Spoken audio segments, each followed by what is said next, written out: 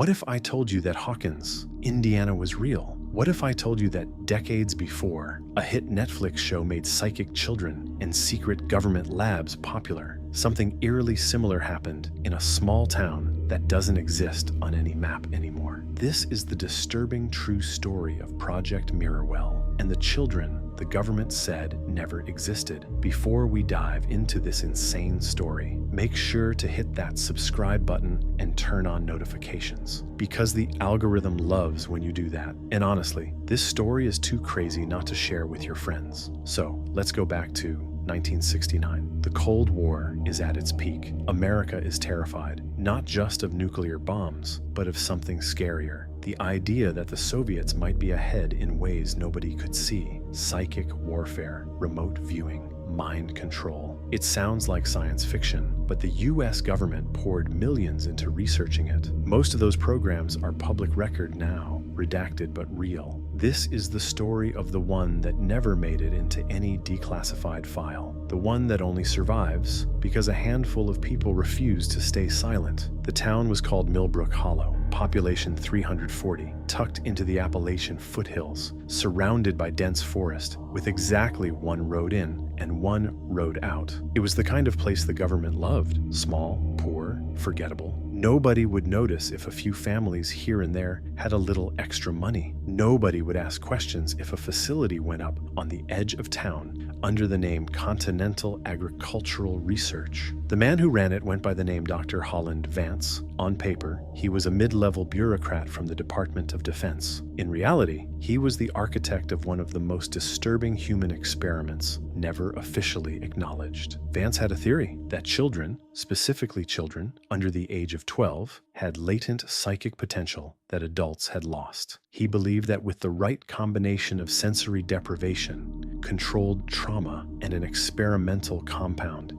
his team called Batch 11, that potential could be unlocked. He needed test subjects, and he needed them to be invisible. So Vance's recruiters, and yes, there were recruiters, just like every operation like this, targeted single mothers on welfare, families behind on rent, foster children nobody was checking in on. The pitch was always the same: a specialized boarding school with full scholarships, medical care, and a monthly stipend for the family. For desperate parents in 1969 Appalachia, it sounded like a miracle. Over 4 years, an estimated 43 children passed through the doors of what the townspeople were told was an agricultural research annex. In reality, it was 3 stories underground, connected to the surface building by a single elevator that required a key card Vance kept on a chain around his neck at all times. The facility had a name inside its own walls: the Hollow. Here's how it worked. Children were housed in individual observation rooms, small, sterile, with a single one-way mirror on one wall. Every day began with sensory deprivation sessions, hours spent in flotation tanks filled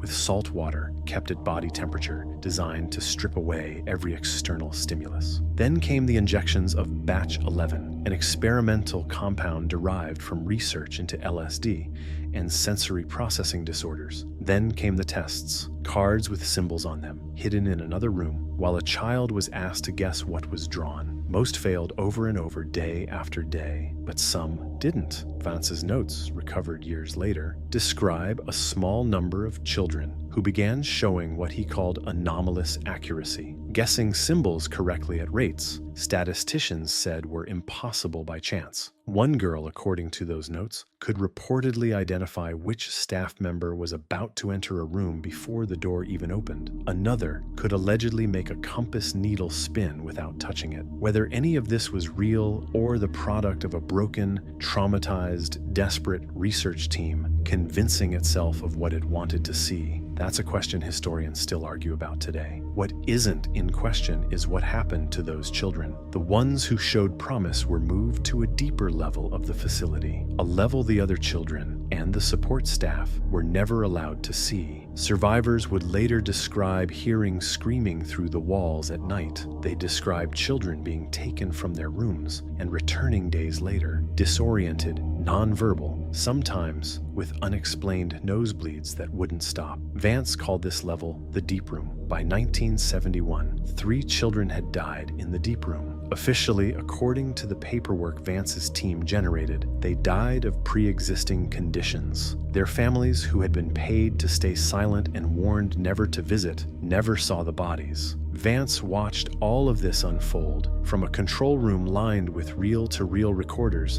and one-way glass, taking notes, refining his methods, convinced he was on the verge of a breakthrough that would change the balance of global power forever. For him, the children weren't children, they were instruments. But in the spring of 1973, something happened that Vance never planned for. Among the newest intake of children was a boy named Elias Whitfield, 11 years old, recruited after his father died in a mining accident and his mother couldn't afford to keep him. Unlike most of the children, Elias's older sister, Dottie Whitfield, 17 at the time, had refused to let him go without a fight. She'd been suspicious of the boarding school from the start, the way the recruiter avoided answering direct questions, the way the paperwork required her mother to sign away all visitation rights. So when her brother disappeared into that building, Dottie didn't stop asking questions. She started small, writing letters to the school that were never answered. Then she started hitchhiking to Millbrook Hollow on weekends, watching the facility from the tree line, counting who came and went. She noticed the same unmarked trucks arriving at odd hours. She noticed that the agricultural research building never seemed to grow a single crop. By the fall of 1973, Dottie had made contact with two other people who shared her suspicion: a local nurse named Ruth Callahan, who'd been quietly treating townspeople for strange, unexplained injuries she suspected were connected to the facility, and a disgraced journalist named Walt Byers, who'd been chasing government experiment stories since MK Ultra rumors first started circulating and had been laughed out of every newsroom in the state for it. The three of them started piecing together a pattern: missing children, unmarked graves in the old churchyard with no names, a facility that officially didn't exist in any county record. Slowly, they built a case, not enough for the police, who Vance had already made sure were either paid off or kept in the dark, but enough to know they needed to get inside. Their chance came in December of 1973. Ruth, through a cousin who worked in the facility's kitchen staff, learned that a maintenance tunnel connected the surface agricultural building to the underground levels, a tunnel originally built for utility access that wasn't wired into the facility's main security grid. It was meant for plumbers, not intruders. Nobody at the Hollow had thought anyone would ever need to find it. On the night of December 14th, Dottie, Ruth, and Walt made their move. Ruth's cousin left a door unlocked during a shift change. The three of them slipped into the maintenance tunnel with nothing but flashlights and a camera Walt had smuggled in, an old Polaroid, because if they were caught, at least there'd be proof. The tunnel led them into the first underground level, the observation rooms. Dottie found her brother's room by checking name cards taped to each door, a small mercy that would end up being Vance's downfall. Elias was there, thinner than she remembered, but alive. He recognized her immediately and began sobbing so hard he couldn't speak. But getting Elias out wasn't enough. Ruth insisted they document everything: the flotation tanks, the injection logs, the observation logs, with children's names reduced to subject numbers. Walt took photo after photo, knowing every flash could be the one that got them caught. That's when they found the elevator to the deep room. It required Vance's keycard, which none of them had, but the door beside it,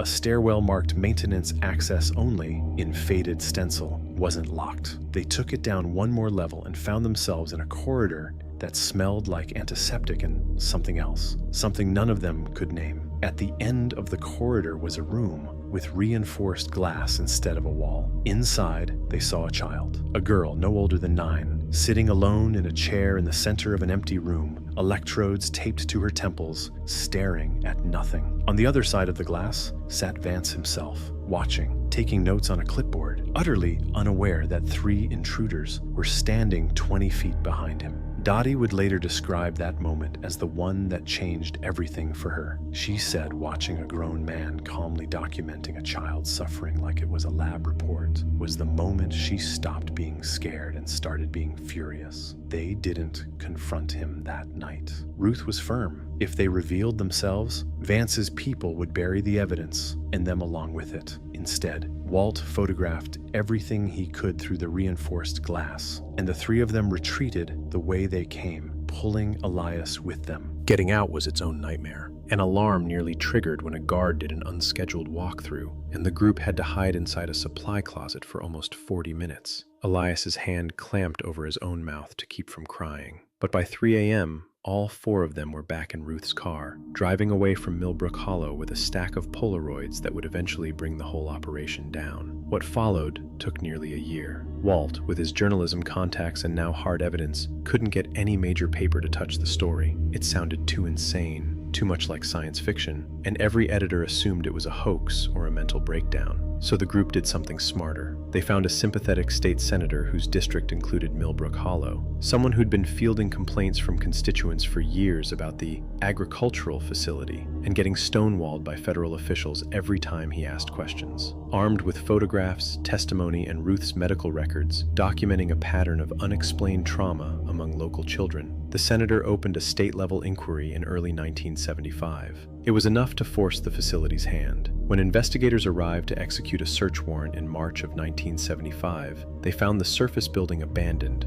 files shredded, and the underground levels sealed with concrete poured into the elevator shaft. Vance was gone. He'd been tipped off, nobody ever proved by whom, and vanished 3 days before the raid. It would take federal marshals almost 2 years to track him down, eventually finding him living under a false identity in rural Idaho, working as a high school science teacher. The trial that followed never got the national attention it should have. The federal government, eager to avoid a scandal that would connect Project Mirrorwell to the broader web of Cold War-era experimentation already coming to light through congressional hearings, moved to classify most of the evidence. Vance was ultimately convicted, not of the full scope of his crimes, but on charges of kidnapping, unlawful medical experimentation, and involuntary manslaughter related to the 3 known deaths. He received 22 years. He served 14 before dying in a federal medical facility in 1991, never once expressing remorse. In his only recorded interview, given to a graduate student researching Cold War psychology 2 years before his death, he insisted that history would eventually vindicate his research, and that the true tragedy was that his work had been interrupted before it could be completed. Of the 43 children who passed through the hollow, investigators were able to locate 31 survivors in the years following the raid. 12 were never found, some believed to have been quietly returned to unaware families under false explanations. Others feared to have died and been buried without record, their names lost, along with the paperwork Vance's team destroyed. The survivors' lives afterward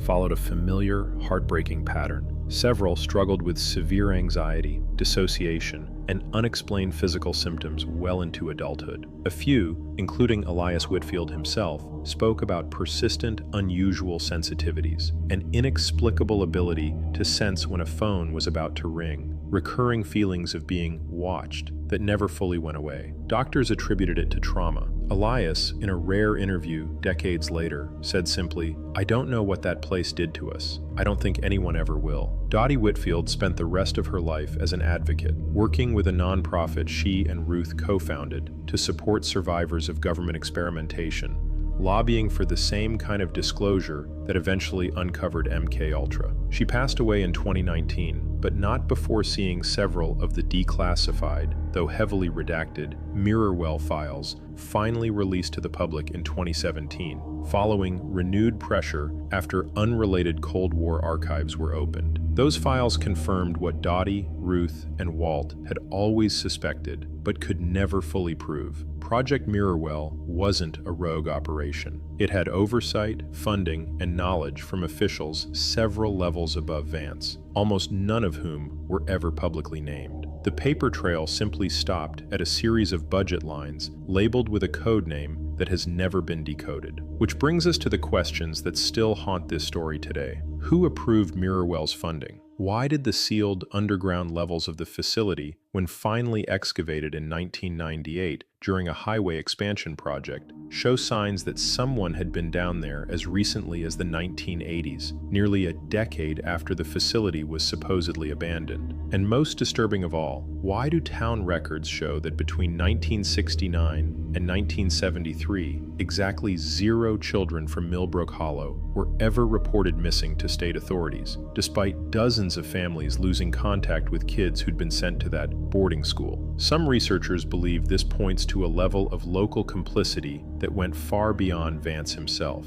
Others believe it's simply evidence of how easily a small, poor, forgotten town could be made to look the other way when the checks kept arriving. The truth, like so much of this story, probably lies somewhere in between. Official enough to be terrifying, deniable enough that nobody ever really paid for it. It's easy to watch a show about psychic kids in a secret lab and enjoy it as pure fiction. But stories like this one are a reminder that some of the darkest chapters of the Cold War weren't science fiction at all. They were real children, real families, and real institutions that decided some lives were worth sacrificing for the sake of an experiment. If this story affected you, if it made you think, if it made you angry or sad or determined to make sure history like this doesn't get forgotten, share it, talk about it. Don't let stories like Millbrook Hollow fade into just an urban legend. Thanks for watching. Make sure to subscribe, hit that like button, and turn on notifications so you never miss another deep dive into the dark corners of history. And remember, the most important stories are the ones that remind us of our humanity. Stay safe out there, and I'll see you in the next one.